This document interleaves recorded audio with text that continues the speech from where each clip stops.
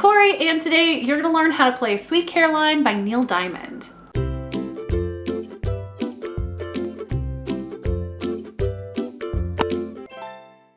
This is a very easy song, and when I say easy, I mean mainly you're strumming 3 different chords and there's a single strumming pattern that you're using the entire song, except for one time at the end of the chorus where you're going to be playing on the chord changes. Also, this is a really great song that if you happen to kind of mess up on the strumming pattern, because of how simple it is, it won't really matter. So it's a very mistake forgiving song, which is great. So let's just jump right into it. So in total, while you really are only playing 3 different chords in the entire song, it does have 6 chords in them, but like I said, you're only going to be playing these chords at the very, very end of the chorus. So the first chord though we're looking at is the C major chord, and that's going to be your 3rd finger placed on the 1st string 3rd fret. You also have a D minor chord that's going to be placed with your 1st finger on string 2 1st fret, then your 2nd finger on string 4 2nd fret, and then your 3rd finger is going on string 3 of the 2nd fret.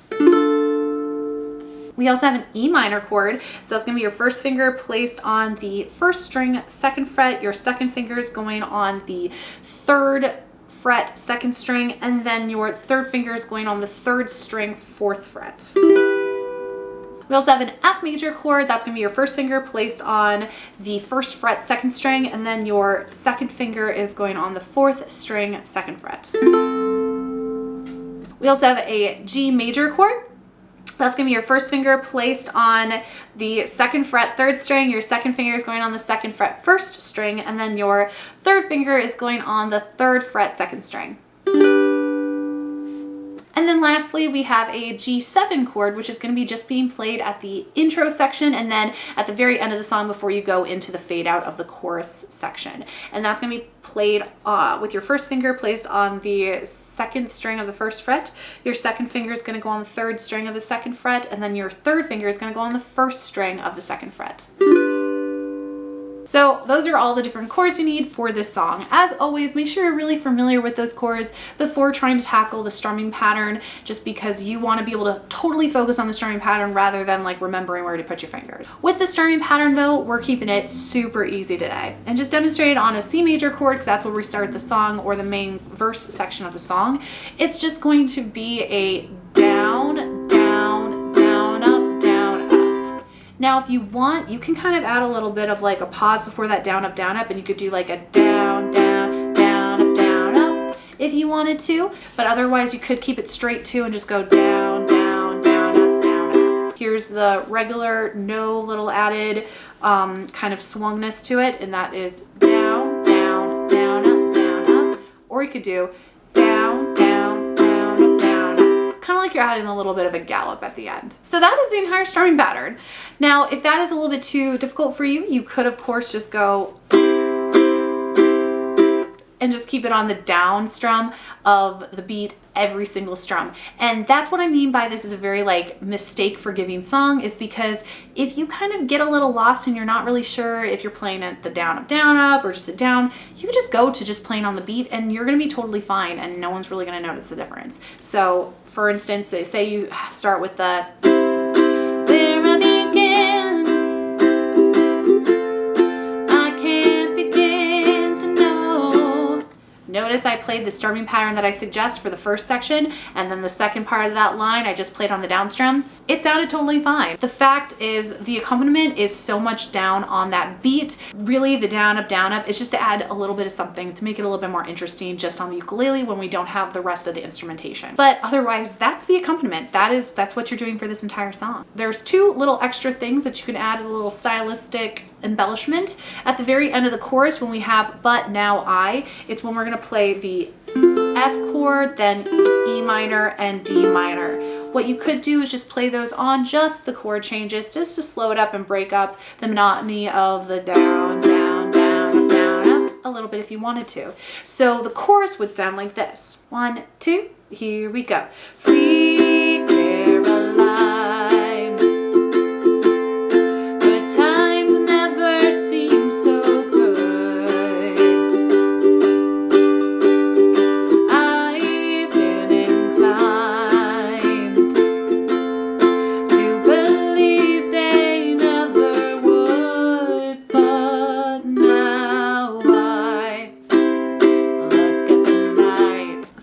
that just adding that little bit of it really adds something extra to the song. The other thing stylistically you could add to this song is you could do a little staccato bounce at the beginning of the intro section and before playing your fade out of repeated chorus sections. So what I mean by that, it is when you are pressing down in the shape, in this case it'd be the G7, and you're going to press down as you strum, and it makes a little staccato.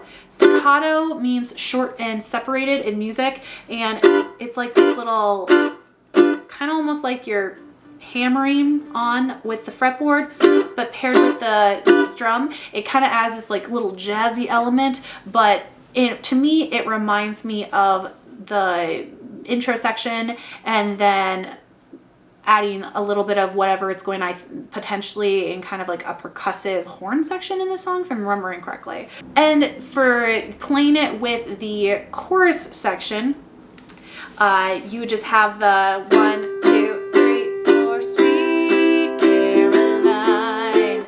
And you can just continue to repeat that after you get into the part where you're going to fade out at the very, very end and just repeating the chorus over and over again. So you can have the never would, but now I'm sweet Caroline.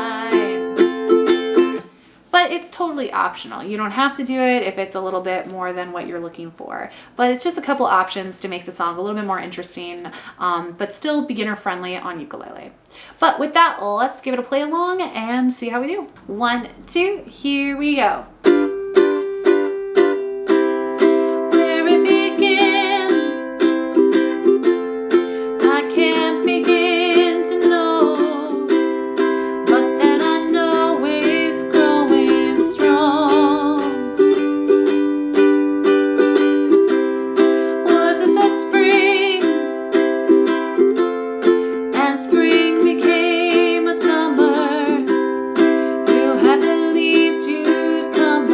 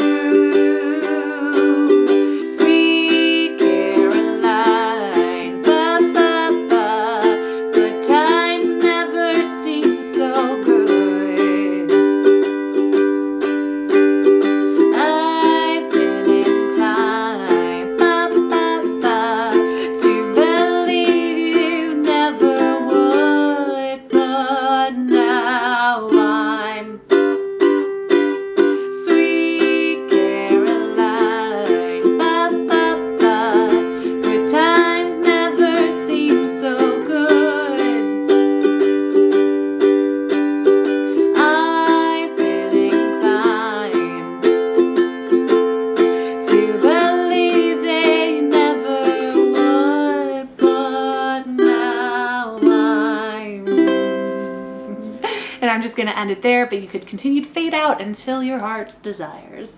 I hope you guys found this tutorial helpful for learning how to play Sweet Caroline. Just so you're aware, this is not in the original key. It was changed to make the chords a little bit easier, so it was more beginner friendly. But I kind of like, honestly, that this is a type of song that whether you're playing the down, down, down, up, or just the down, down, down, it kind of all just becomes one. I know for me, I'm sure I probably like made a mistake at some point in the play along there, but I think that's kind of like the point of it. It's nice to play a song where it's okay if you make mistakes, and that's welcome. So as long as you just keep on going, that's the important part. If you're looking for the song sheet for this song or any of my other tutorials or play-alongs, I keep them all on my Patreon, so you can check them out there. But otherwise, I hope you guys have a great day, and I'll see you next time. Bye!